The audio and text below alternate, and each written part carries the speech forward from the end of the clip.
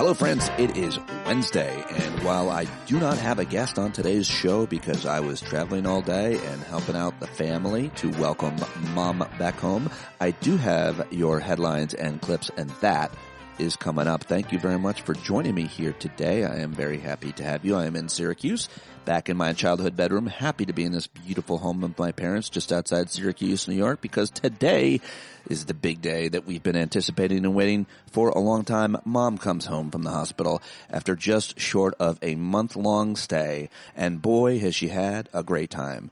And I'm kind of not kidding, because while it's been a nightmare and a struggle, my mom is well suited for it. She loves people. She's gotten to really like so many of the people that have helped her out, the nurses, people who are bringing her food, the doctors, her couple of roommates that she's had, and so many of her friends that have shown up. So she has shown us her spirit, shown us the way, and lit it all so that we could follow. And I am very, very grateful for that, because God forbid I ever have to stay in a hospital for more than a couple of days. That is not going to be as easy, I think, emotionally and mentally, because I'm not Mom. Thank you, Mom, for your strength, for your example, for your gratitude that you have been sharing with all of us. We are all so happy to have you home. And thank you to everybody who's listening to this.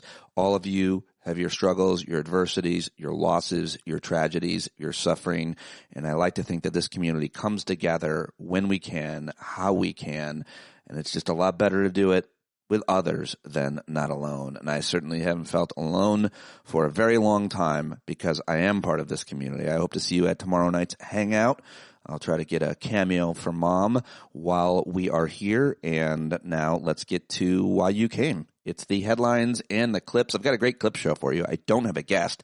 Usually I like to think that's why you came. That's what's the best thing about this show, is I talk to the smartest people about the most important issues that affect you, your family, your country, your community, and your planet each and every day. Well, except for a few days here and there. Rarely do I not have a guest, but today is that day. I was on the road. I have a great clip show that ends with an awesome clip from Jon Stewart, who is absolutely on fire on Monday night on The Daily Show. But let's start with the headline. For Wednesday, the 5th of February, where the moon is still real lit up, 92% illumination. A waning gibbous is what it's called. The next full moon is in 27 days, if that's the kind of thing you pay attention to. I've started to recently, not because of any kind of astrology nonsense, but just because there is, I don't know. I'm just interested in it. Okay, why am I talking? The shutdown is over, but not the clash over ICE funding, is what the headline reads at the New York Times, where they say the House nearly approved a bill yesterday afternoon to end the partial government shutdown. Velveto Corleone then quickly signed it, funding large parts of the government through September. Still, negotiations over the federal spending are not over, they say. Legislation which advanced the support of 196 Republicans and 21 Republican Democrats provided more money for the Department of Homeland Security only through the end of the week. His A-Holiness and his congressional allies will have roughly 10 days to reach a deal with Democrats to avoid another lapse. It's almost certain to be difficult, is how the New York Times writes it. Democrats negotiated the financial cliff to put pressure on Republicans to agree to restrictions on the administration's immigration crackdown. Outraged by killing of American citizens in Minneapolis, Democrats vowed to tie funding to DHS to a set of changes, including a ban on masks for federal agents, a requirement that they wear body cameras, and a mandate that they follow the same use of force policies as a local police. It may not seem like a lot, but it is, I think, a lot, according to a lot of interpretations that I trust. In related story, two brothers of Renee Good, who was shot and killed by a federal agent last month, told congressional Democrats at a forum they held, because they're not in the majority to have committees. They've been having these kind of alternative hearings that aren't regulated or official. And these two brothers told Democrats that her death had not led to changes in enforcement tactics. I've got that clip coming up in the clip show, which is the reason to listen to that.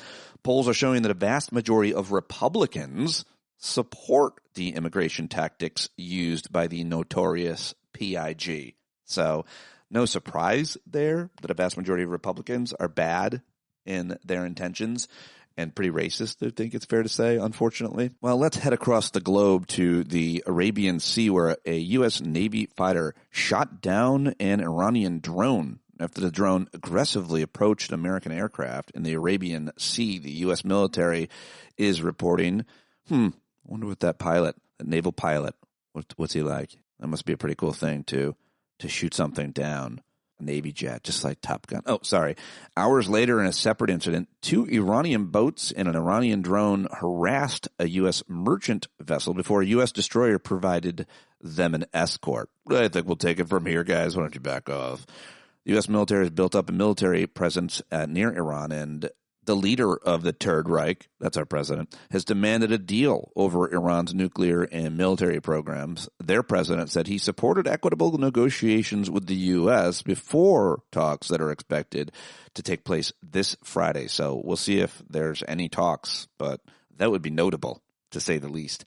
There is a new report out that says colleges have seen a notable shift in racial statistics in student enrollment, because after the Supreme Court declared 2 years ago in 23 that the use of race as a factor in college admissions was unconstitutional, guess what happened? Exactly what they wanted. Black and Latino enrollment declined at highly selective schools. Opposite, a new report has found the opposite has occurred at large public universities. How about that? Across public flagship universities, freshman enrollment of underrepresented minority groups increased by 8%. At the University of Mississippi, for example, black freshman enrollment increased 50%. University of Tennessee, Latino enrollment went up by more than a third. If you want to learn more about it, that report was done by a nonprofit organization called Class Action, and maybe I should reach out to them. The data from Class Action, which works to promote equity in education, was based on 2024 federal enrollment figures released in January, covering more than 3,000 colleges and universities. Very interesting and important thing I wanted to mention. Let's see, what else do I have here for you? Walmart has become the first traditional retailer to be valued at $1 trillion. Congratulations to everybody who supports Walmart. I go there when I've got to. I'm not going to lie to you, but I really do try to avoid that place. But then what's the difference between that and Amazon and Target? How do you avoid all of them? If somebody has a good question or good answer for that, then I'm happy to entertain it, because if you've gotten a way around it and you're saving money and getting things efficiently the way that these big retailers provide, let us know. On the eve of peace talks, with temperatures in Kiev, Ukraine at minus 13 degrees, Russia struck power plants in several regions. Well, I thought they weren't supposed to do that. I thought they had a ceasefire during this frigid temperatures. I guess not. Yesterday, Emperor Palpatine hands met with Colombia's leftist president. Wait, I thought he was a criminal. First face-to-face between the two leaders who have criticized each other for months. So I guess that can't be a bad thing. At least we're not bombing them and kidnapping their leader. Reporting says that the leader of China, Xi Jinping, has purged the top ranks of his military. U.S. intelligence analysts concluded recently that he's had an extreme level of paranoia. What the hell is happening in China? I want to read more about that. 2 weeks of heavy snowfall has killed at least 30 people and injured at least 200 others in Japan, which is the opposite of what's happening out west. Shout out to my boy Scott Haveman. He's not getting snow in New Mexico, so he went to Japan for the snow. But terrible, tragic news about all of the deaths as a result. Speaking of tragic news, this story about Savannah Guthrie, the Today Show host's mom, is insane. Authorities searching for a third day for her. Apparently, she was taken from her home against her will. There was like a ransom note and blood. I mean, this is really awful. Savannah Guthrie was on her way to Italy to cover the Olympics for NBC, and now she is living the worst nightmare of her life. That is just absolutely horrific. I am paying some attention to that and hope that she gets her mom back and that she's okay, and that it wasn't some political radical or something like that, because that would be horrific. Key order on Monday night. A federal judge late Monday temporarily blocked the Trump administration from ending humanitarian protection for more than 350,000 Haitians. I think I reported that yesterday, but we were really worried about that. And they've been able to live and work in the United States under temporary protected status, and it looks like at least for a little while they'll be able to continue to. But sending them back to Haiti would be, I just can't imagine what that would mean for both the community in Ohio and in Haiti, and most importantly for those people's lives. House Republicans yesterday canceled a planned vote to hold Bill and Hillary Clinton in criminal contempt of Congress for refusing to testify in the Jeffrey Epstein investigation after the Clintons agreed to be deposed on camera this month and requested that they be allowed to do so at public hearings. They want it all out in public, and you know what that means. that Comer is way over his skis and will be very embarrassed by the Clintons, who they are calling to testify somehow. And finally, French investigators raided Twitter, formerly known as Twitter, X's Paris headquarters yesterday as part of an expanded criminal probe involving 7 alleged offenses, including spreading anti-Semitic content and involvement in distributing child pornography. And I want to learn more about that. I wonder if Elon Musk regrets buying the platform formerly known as Twitter yet. All right. Well, those are the headlines that I've gathered for you today. Now it's time to get to the clips that I found. Let's start with Bill Gates' ex-wife. It's Melinda Gates being very vulnerable, very honest in this interview. I thought it was real good, and I wanted to share it because I think her empathy comes across. No girl should ever be put in the situation that they were put in by Epstein and whatever was going on with all of the various people around him. No girl. I mean, it's beyond heartbreaking, right? I remember being those ages, those girls were. I remember my daughters being those ages, right? So, for me, it's personally hard whenever those details come up, right? Because, brings back memories of some very, very painful times in my marriage, but I have moved on from that. I purposely pushed it away and I moved on. I'm in a really unexpected, beautiful place in my life.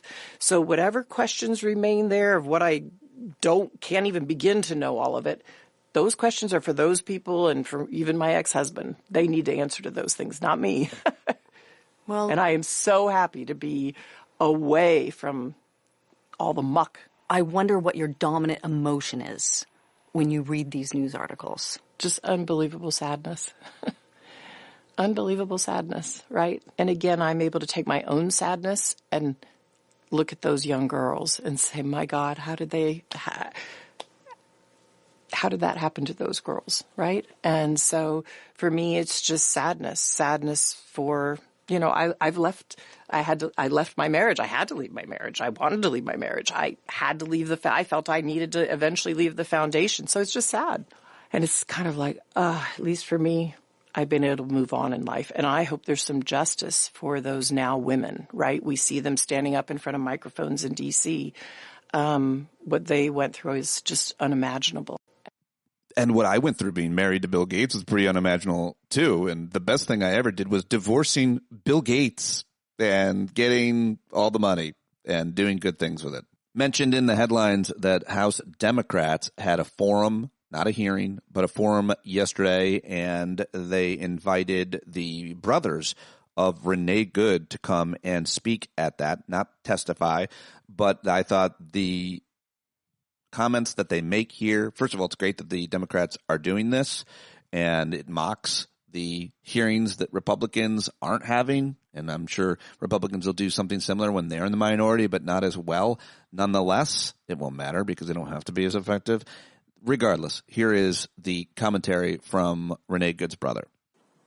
The deep distress our family feels because of Nay's loss is in such a violent and unnecessary way is complicated by feelings of disbelief, distress, and desperation for change.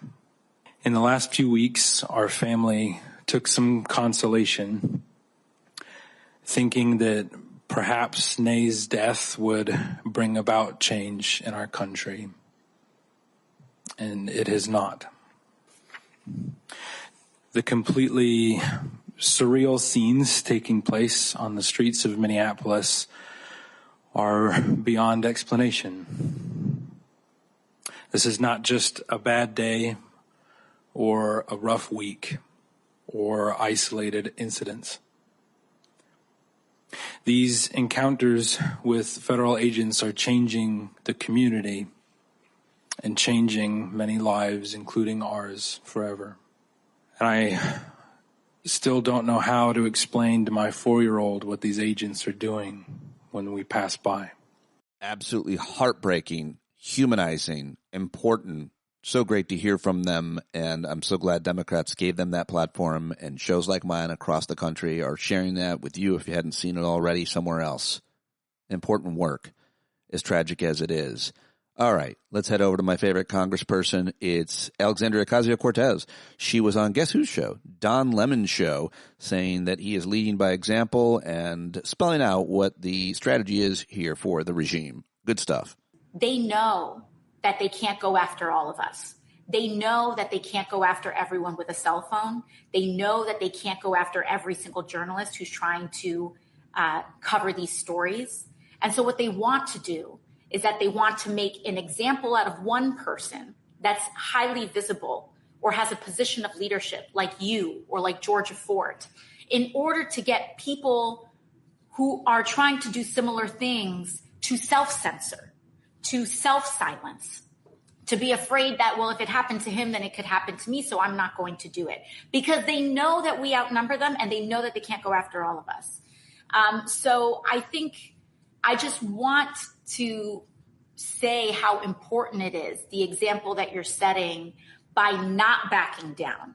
All right. Well done by Alexandria Ocasio-Cortez right there. By the way, Don Lemon apparently gained like 600,000 more subscribers as a result of this stupid stunt from the regime. I mean, it just, what an unbelievably dumb error. They shoot themselves right in the foot all the time. Thank God they are so stupid and ineffective so often and have no idea how to govern, much less strategize or play the long game. In so many examples, we see it all the time, including every time you have to react to Dear Leader's comments when you're Mike Johnson. We just heard from AOC in the House. Here's the leader of the House, this tiny little man, both literally and figuratively, and, well, here he is, being asked about now federalizing elections. Nobody in America wants to do that, by the way. Take over elections. The Republicans should take over elections. The president is expressing his frustration about the problems we have in some of these blue states, where election integrity is not always guaranteed. So we have to figure out solutions to that problem, and that's what I think the Save America Act will do. So we're working on it. Thank you, guys.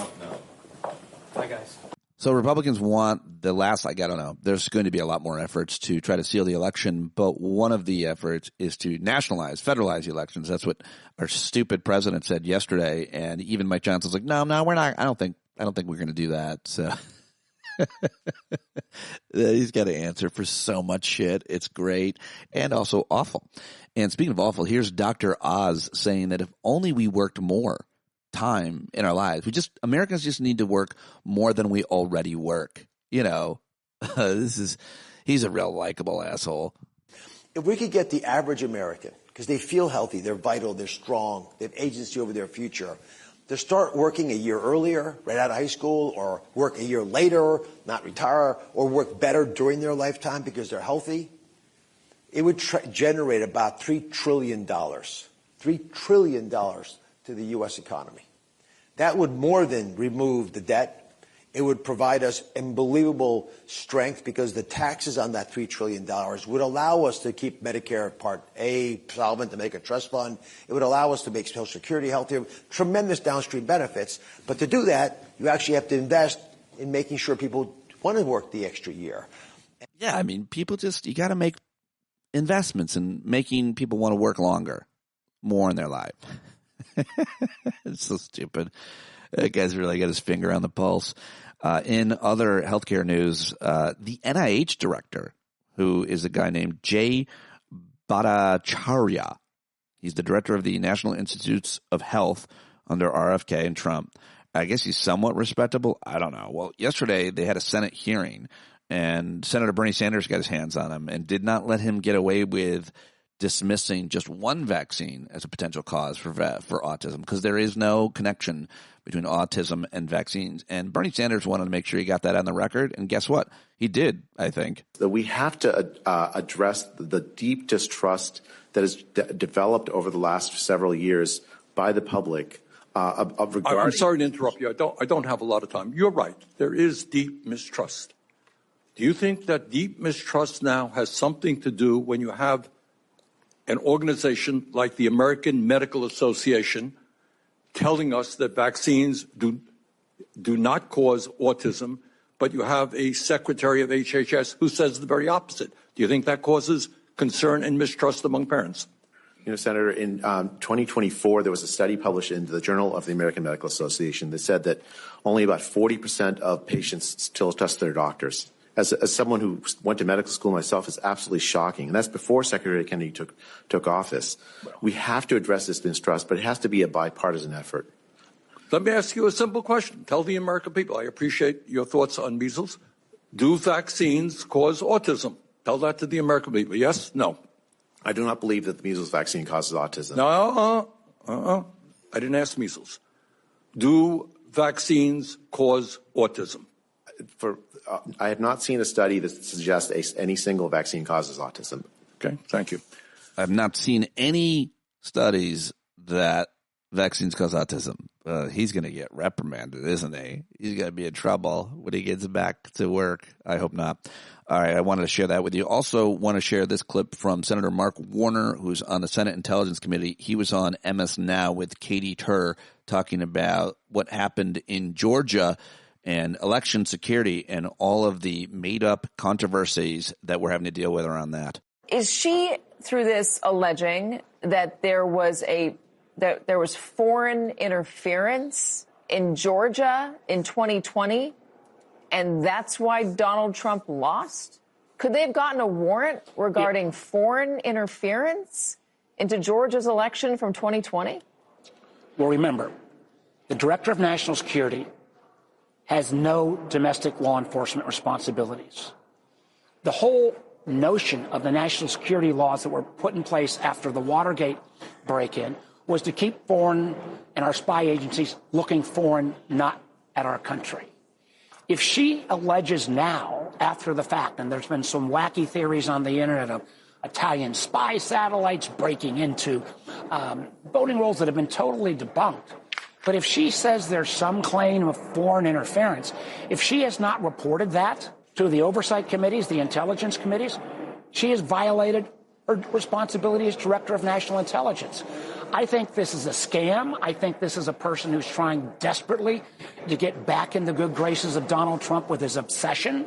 She's not been involved in anything around Venezuela, Iran, NATO, Greenland. All right, that's the end of the clip there, but important and an important story. So here's another one. This is one I mentioned in the headlines where Twitter's headquarters in Paris got raided by the authorities in France. And so here's the reporting from MS Now yesterday. They're increasing the pressure on Elon Musk this morning, raiding the French offices of his social media platform X. This is part of an investigation that opened last year after prosecutors say they found a range of alleged offenses by the platform's artificial intelligence chatbot Grok, including spreading deepfakes and even child sexual abuse images. Now, Paris prosecutors are asking Musk to appear for questioning. Let's get more from MS Now's Inez de la Cuetara. And so, Inez, what else are we learning about this investigation? Yeah, Anna, so the Paris prosecutor's office announcing in a statement that a search was carried out this morning at X's Paris office. We understand it was the cybercrime unit of the Paris prosecutor's office that carried out this search, but they were also joined by Europol, which is the European Union's police agency. This was part of an investigation that was first opened last January. It was first opened over concerns that X's algorithms were biased, but the probe was later expanded over the summer, and the Paris prosecutor's office saying in a statement, the investigations concerned breaches of French law resulting from the provision of a tool, Grok, enabling the generation and or dissemination of child sexual abuse material, sexually explicit deepfakes, or anti-Semitic content. Now, we know prosecutors have asked both Musk and former CEO Linda Yaccarino to appear for voluntary interviews in the spring, and ex-employees have also been asked to be heard as witnesses.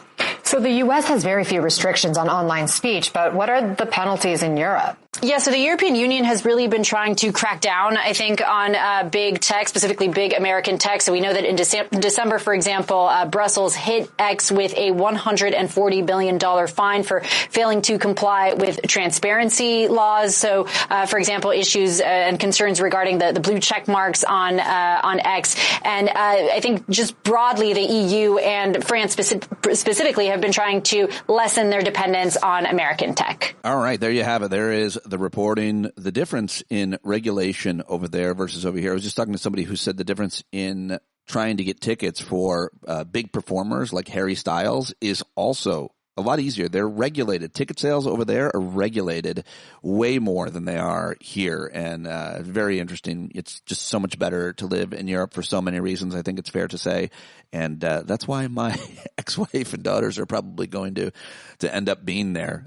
I will stay and fight.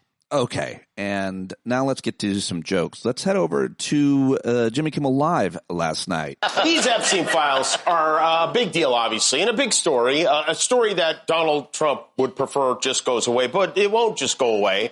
It's salacious. It's the kind of story that makes headlines, and he knows that. So what he does is he bombards us with a dozen other crazy things to try to flood the zone. There's only so much we can take in, so to distract us, right now, one of the things he's doing is suing everybody. Now, last night, I mentioned Trump is suing the IRS that he runs for $10 billion, and that he's planning to negotiate a settlement to that suit with himself, which is just, if any other president did, it would be the biggest story of their whole 4 years in office. For Trump, it doesn't even crack the top 5 this month. But so the New York Times published a story yesterday, claimed Trump has dropped his demand that Harvard, the university, pony up $200 million. Harvard is one of the very few institutions that is actually fighting back against these shakedowns. And when Trump saw this, it triggered one of his many daily volcanic eruptions. He wrote, strongly anti-Semitic Harvard University has been feeding a lot of nonsense to the failing New York Times. Harvard has been for a long time behaving very badly. We are now seeking $1 billion in damage. He was asking for $200 million. Now he wants $1 billion. Every post now is a ransom note from the president. And as far as Harvard goes, come on, guys, you know how this works. There's an easy way out of this. Just give him an imaginary degree of some kind. Give him an award for his magnificent brain and penis, and this all goes away. Give him, you want to know what to do? I'll tell you what to do. Give him the first annual Donald J. Trump Penis Brain Prize. Problem solved. Yes, the inaugural Penis Brain Prize, and he had a trophy, an image of it. It was a brain with an eggplant, and it was gold, and it was funny. And finally on today's show, I want to bring you 4 minutes from Jon Stewart's hosting The Daily Show on Monday. I don't have a guest. This is it. This is the last clip, but it's a good clip, and I wanted to save it for last. It does end on a joke that you miss. I think it's the only one you miss because of the graphic, but I'll explain that at the very end. Jon Stewart taking a look at the lack of accountability for those who have done horrible things. All these names, all these emails, images, and videos, what do they amount to? Lots of additional pictures and documents, but there is nothing in the Epstein files released today that shows anyone new can be prosecuted. Well, of course, no, of course they can't be. It's completely believable that Epstein and Ghislaine Maxwell are solely responsible for supposedly KGB and Mossad billion-dollar multinational sex trafficking ring. It's really a mom-and-pop operation. I think that's pretty clear. I mean, you've already seen the millions of documents that the FBI has worked on for months to flag mentions of Donald Trump. I'm sure the 2.5 million remaining documents that we haven't seen will be no different, right? Trump, lawyer, and also guy in charge of files that might implicate Donald Trump. This review is over. Okay, well, I'm satisfied. That's fine.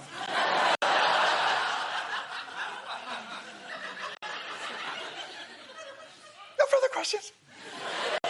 Look, man, we always knew that the people at DOJ releasing these documents weren't on a fact-finding mission. They were running interference. And the guy they're running interference for seems very satisfied with these results.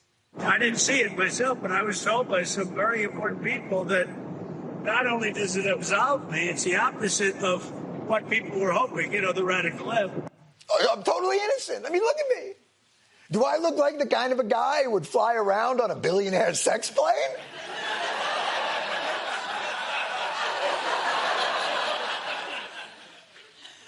None of these dudes, they've been on the plane. They've been on the island. They've been to his house. They've given him creepy cards with pubic hair. They've been accused by a multitude of women of a multitude of wrongdoings, and nothing has happened to any of them. Any of them. Oh, except Prince Andrew. Oh, Prince Andrew, stripped of the title Prince. Ooh, such a penalty. Now it's just Andrew Mountbatten Windsor. Ooh. One more time, buddy, and you'll be busted down to Andy Mountbatten Windsor.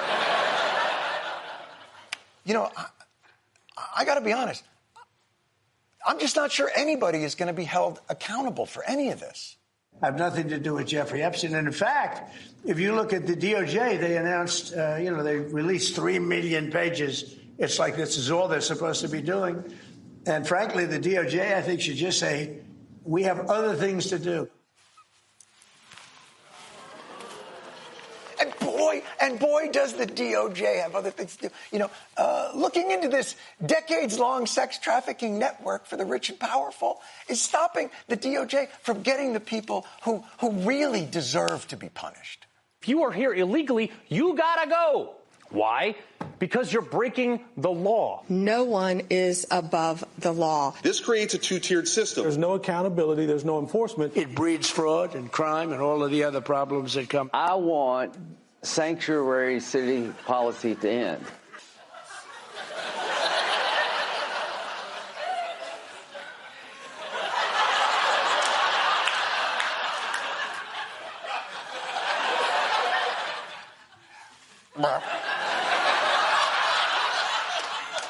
But yeah, no, you're right. We got to end the two-tiered system of accountability. And to quote Lindsey Graham there,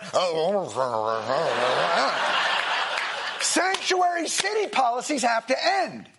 Well, after watching the politically well-connected skirt any form of legal accountability for horrible f***ing crimes, it seems pretty clear to me that there is a sanctuary city in this country. But guess what? This kid don't live in it. The real sanctuary city is where money and power protect you from the consequences of sex trafficking or influence peddling or taking $500 million and giving away America's AI infrastructure. Not the small Midwestern city where trying to help a lady get up after she gets maced gets you shot in the back of the f***ing head. That's the real sanctuary city. And these are the motherfuckers who live there. Give me the right picture. Yeah. All right. That was a callback from earlier where he took the pictures of many of the men who have allegedly committed these horrific crimes. We know they did, let's be honest. And it was, the pictures were all of their faces and they were shaped in the shape of a penis. And it was from an earlier joke, and that's why I had to explain it. All right, well, that's all I've got for you on today's episode. Sorry I don't have a guest. I will have at least one, if not two, tomorrow, and I plan to finish the week strong now that Mom will be under her own roof, and we'll be here to take care of her, and you'll be there to take care of me, and I'll be there to take care of you, because that is what community is and does. I can't wait to see you at Thursday night's Hangout. We'll talk more about all of the happenings on Earth One and in your neck of the woods. And I can't do any of it without you bumblebees. And thank you to all of you who are. Shout out to Will Powers and Brian Mitchell. Mitch, shout out to Teresa, Dustin from the Northern California boys, and Lynn, and who am I missing? So many more of you. You want the shout out and you haven't gotten it? Just tell me that you're a bumblebee and you're listening all the way in. Now, I see you right here at the end. It's like Romper Room when we're little. I like it, and you like it, and that's okay. We like it. It's just a cute little thing that we do, us bumblebees. All right, Jon Carroll taking us out as he always does. JonCarroll.org. Take it away, brother.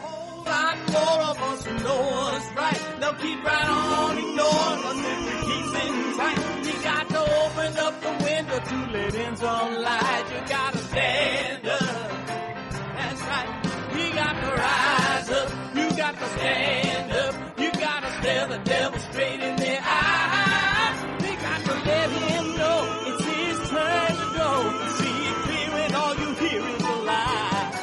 Don't get up off of your butt, get down off of your fence. Even if it ain't a very friendly audience, well, they'll begin to listen when